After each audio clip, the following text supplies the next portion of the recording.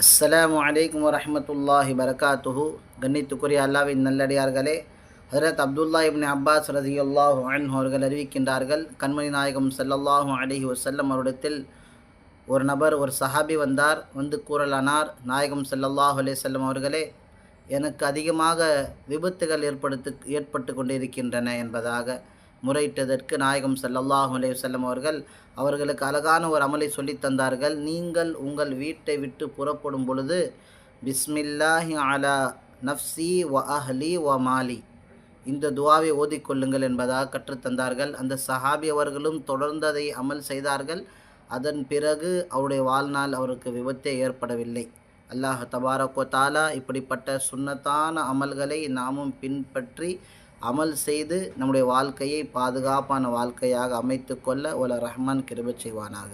அஸ்ஸலாமு அலைக்கும் வரஹ்மத்துல்லாஹி வபரகாத்துஹு.